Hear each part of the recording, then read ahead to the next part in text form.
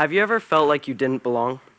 Maybe there were people that would make fun of you, or a parent that wouldn't listen. Remember that time. How did it make you feel? What were the effects it had on your relationships, work, or self-esteem? What we're talking about here is feeling emotionally unsafe. I found myself spending a lot of time supporting friends that felt emotionally unsafe.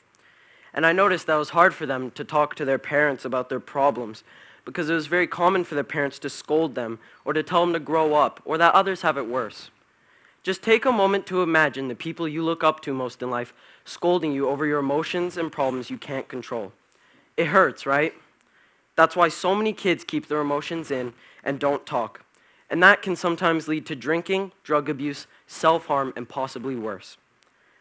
I didn't want this to happen, so I decided to help teens and parents have a better relationship with each other because feeling emotionally safe is a basic human need and is essential for a healthy relationship. I found it difficult to choose my quest topic. At first, I was thinking of making chair covers out of recycled plastic for green school because while they are bamboo and beautiful, they do have one tiny problem. There's nails in the chairs that can rip on your clothes and make holes. But as I got deeper into this project, I wasn't feeling motivated or inspired to do this. And Quest is supposed to be a self-motivated passion project. I found my final Quest idea from a talk I had with my mother. I, myself, was thrill-seeking, trying to escape feelings of boredom and stress. I got caught, and my mother sat me down for a heart-to-heart. Instead of scolding me, though, she saw me. She could see that I was trying to cope with all my emotions and stress that I was feeling. And I was trying to avoid these feelings by going to things that could potentially be harmful. She said, "It doesn't matter what you do for your project as long as you're proud. Be true to yourself and be proud of what you create. What I see you doing naturally, though, is helping your friends. They feel comfortable with you, and that's special. Sure, sustainability is important, but the happiness of humanity is too." I took into heart what she said, and I decided to help my friends and other teens feel emotionally safe. But I only came to this realization just a month ago, and honestly, Ibu Angie was quite reluctant to let me change so last minute. But she saw that I was actually passionate, and so she let me change. Thank you, Ibu Angie.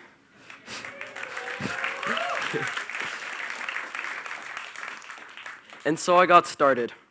First, I needed to gather more information from other teens other than my friends. And so I created a survey for high and middle school students. And so far, I've just about gotten 50 responses, which I know is not a lot, but the data is still valuable. I started by asking the teens where they felt, what does feeling emotionally safe mean to them? And they said, feeling understood and heard. But the lowest response was someone to solve their problems. Then we asked, what does emotionally unsafe mean to them? And the highest answers were being judged, not listened to, being ridiculed, and feeling unaccepted were all up there. Then we asked where the students felt emotionally unsafe. And the top answer was at school during break. The second was at school during class, but a close third was at home.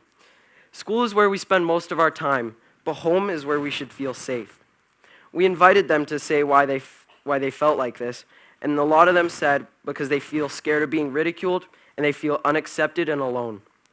Here are some quotes from the students. "I just feel like nobody cares about me and I don't have the energy anymore to try and I feel judged with whatever I do. School is really stressful and draining and I feel like people don't really need me around." When asked about the effects of feeling emotionally unsafe, the number one answer was that they become quiet and reserved. They feel depressed and the need to numb or distract themselves.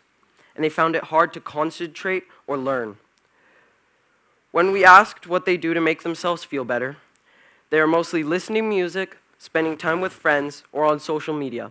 But not far down, you have drinking, vaping, drugs, and self-harm. And I can speak from experience that I've supported friends through these kinds of struggles.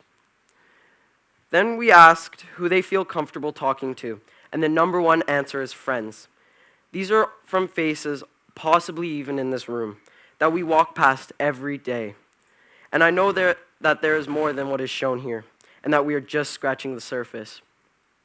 I did some reading about stress on the adolescent brain, and it was interesting to know that 20% of all teens experience bullying. That's 1 in 5. But the adolescent brain is unique. It's still developing, learning from experience, and is more easily adaptable. What that means is that if bad things happen and you start to believe that life sucks and people are mean, it could have a lifelong effect. But what that also means is that during this period, a teen is given the right tools to heal, they are more easily going to adapt to a positive perspective of life. Like, think how easy it is to learn a sport or a language as a kid compared to as an adult. Imagine if we could help teens create healthy coping mechanisms rather than waiting for a midlife crisis. So, I thought that there are 3 basic groups of people that need support in order to create an accepting, emotionally safe community. First are the parents and teachers. The second group are the teens that are doing the ridiculing. And the third are the teens that feel unsafe. Parents, teachers, your job is to be a good listener, not to judge or to jump to conclusions or rush to fix things, just to listen. But why can listening be so hard for some? It comes down to your own fears. Are you scared your teen isn't working hard enough, won't be successful, will follow a bad path? You need to address your own fears and where they come from and not put them on others. So how do you do this? When your teen triggers you, take a deep breath and ask yourself why. And if you make a mistake or maybe don't handle things so well, always remember to apologize. We make mistakes. That's normal for us humans. Next are the teens who are being unkind, who are bullying or making fun of others. We are only hurtful when we are hurting inside. Maybe you're feeling insecure or angry. Again, slow down, take a breath, and ask yourself why. What am I actually trying to achieve here? What am I actually afraid of? And also, have the courage to say sorry. Finally, are all the teens that are feeling emotionally unsafe? Hey, mean people exist. Bad experiences happen. It sucks and it hurts. But you have the choice to take it on or not, to believe the bully or not. So ultimately, if you believe in yourself, you can feel safe no matter where you go. And that is what I believe leads to feeling truly happy. When you learn to love and accept yourself as who you are, so when something bad happens and your thoughts start to drop, slow down that response and remind yourself, you are awesome. Don't forget it. You deserve to be happy.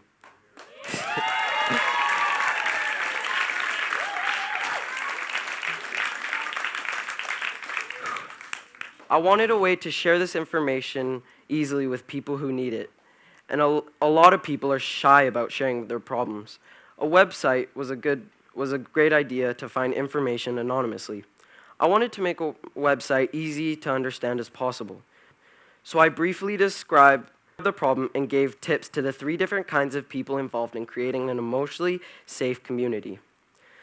I hope that my website can help a lot of families now and in the future, families and teens now and in the future. And just because I'm presenting today doesn't mean that my project is over. I'm going to be working on my website and helping teens with their problems. It's just what I do. I would like to thank Ibu Angie, Ibu Bella, and Ibu Laura for supporting me through this journey. I would like to thank my mother for helping me with so much. And I can't forget all my friends, especially Leah, for helping me when I needed them the most. Thank you.